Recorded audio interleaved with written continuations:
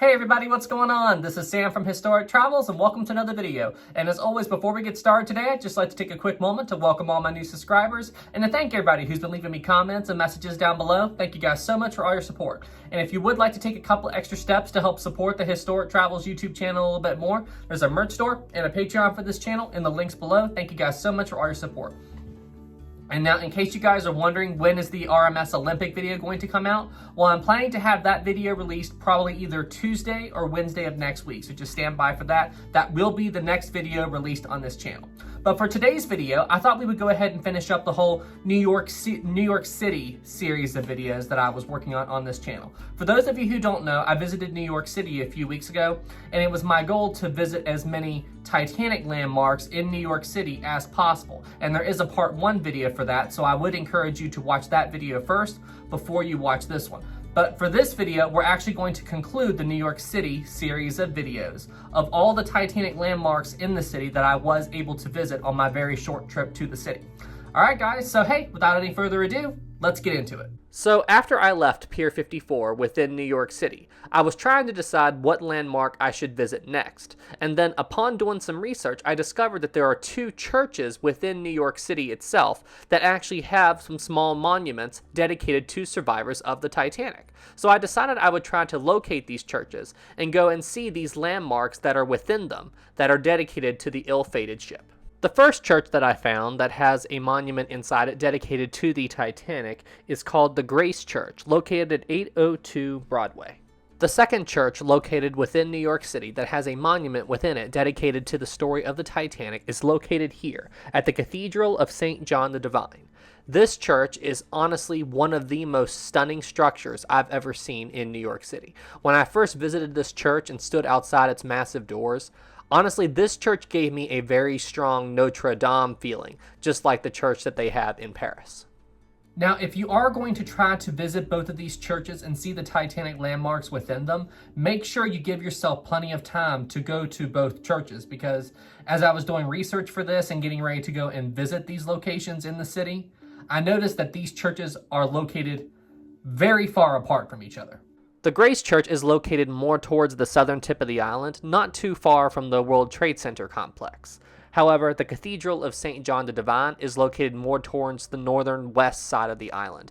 Basically, it's right above the northwest end of Central Park. So if you're going to try to visit these locations within the city and you don't have a car immediately accessible to you, let's just say a taxi or the New York City subway, they will quickly become your best friends while you're visiting the city. Now, each of these churches, they each have a memorial in them dedicated to one single person that was on board the RMS Titanic. So if you want to see both memorials, you'll have to visit both churches. Now, in regards to the Grace Church, the memorial in there is dedicated to the Titanic passenger Edith Course Evans. Edith Course Evans was one of only 4 first-class female passengers to die in the sinking of the Titanic. And the story goes like this. It seems like she was offered the opportunity to escape in one of the Titanic's last few lifeboats that were getting ready to leave the ship. It's most likely that it was either collapsible C or D, located at the front of the Titanic. And now, these 2 boats didn't leave the ship until very close to the end, roughly 2 a.m. or so. And the story says is that she gave up her seat in those boats for another passenger on board the Titanic. So that's kind of what the memorial is inside that church.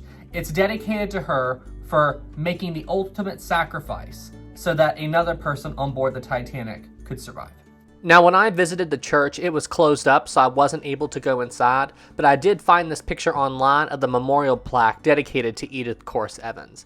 And honestly, I really do think this is a very good way to pay tribute to her and what she did on the night that the RMS Titanic went down. Now, as far as the Church of St. John the Divine, at that church, the memorial there is dedicated to John Jacob Astor. John Jacob Astor was one of the richest, if not the richest person on board the Titanic. Now, at the time, he was traveling in first class with his wife, Madeline Astor, who was several months pregnant when they began their voyage on board the Titanic. Now, on the night of the sinking, John Jacob Astor helped Madeline get into lifeboat number 4. And I believe the officer in charge of that lifeboat was Officer Lightaller. He was the one who was helping lower that lifeboat away. And as soon as Madeline got into the boat, Astor asked Lightoller if he could accompany his wife because she was in, as he put it, delicate condition, being several months pregnant. Lightoller told him, "No, sir, women and children only." So at that point, Astor stepped aside and let some other women and children get into the boat. Now, as far as what happened to Astor after that, it's kind of hit or miss.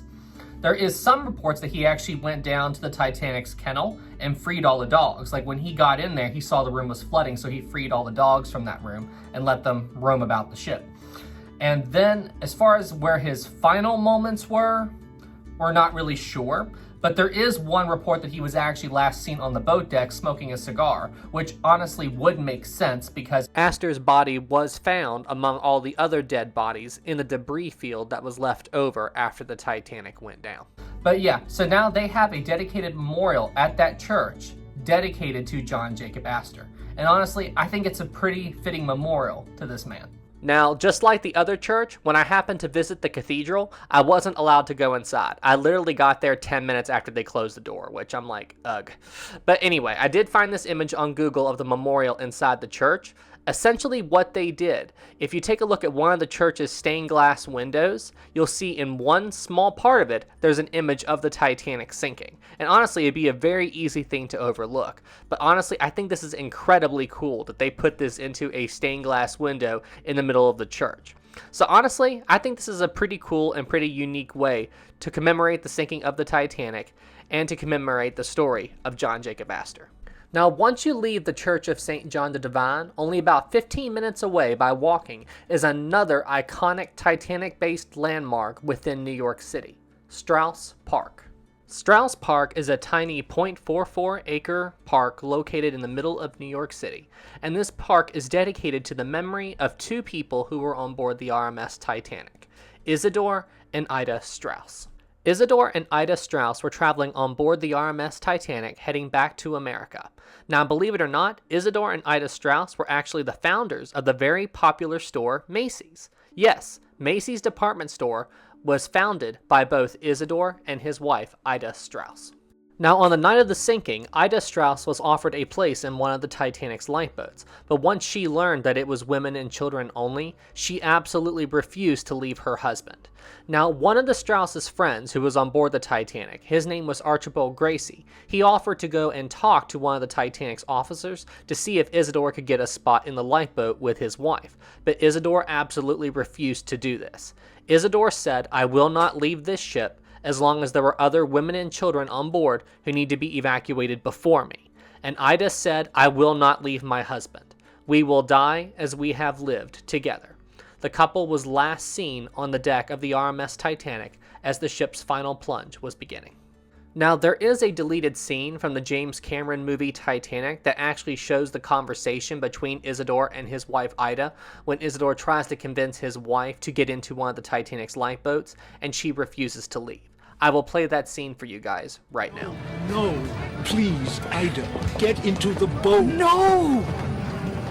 We've been together for 40 years, and where you go, I go. Don't argue with me, Isidore. You know it does no good.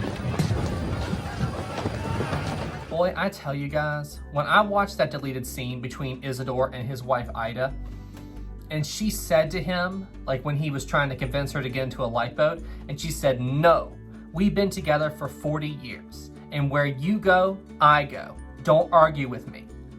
We will die as we have lived together." I mean, that is such a powerful scene, because in that one scene, you can feel the love of these two people. You know, these are two people who loved each other so much that they chose to die together instead of one of them leaving. They would rather be together and die than one of them live without the other. And when I hear that and when I see that in that deleted scene, you know, in my opinion, and I really believe the story of Isidore and Ida Straus is one of the most heartbreaking stories from the entire disaster of the Titanic. You know, these two didn't die with a brandy glass in their hand. They died holding hands together as the Titanic sank beneath the waves. Anyway guys, that's it for this video. Thank you all so much for watching. But before you click off, don't click off yet, there is an actual blooper at the end of this video. So if you want to see the blooper, stay tuned for that. But now, just so you guys know, we are not done with the whole New York City series of videos yet. There is more. I just didn't have time to get everything into this video that I wanted to. So there will be a part 3 in the New York City series of videos. So stand by for that.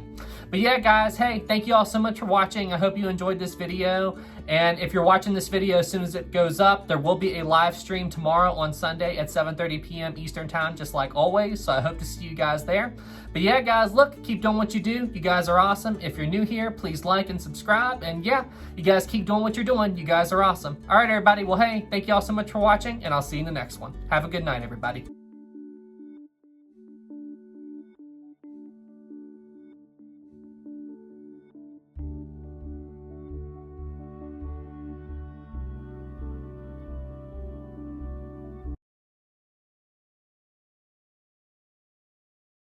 Now, the memorial at the Cathedral of St. John the Divine is dedicated to John Jacob Astor.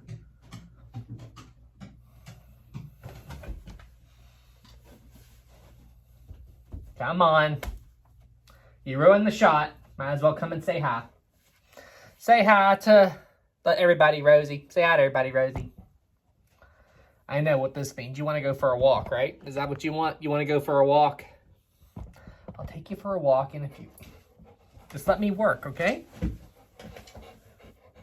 Can I help you? Can I help you? Do you want something? What do you want?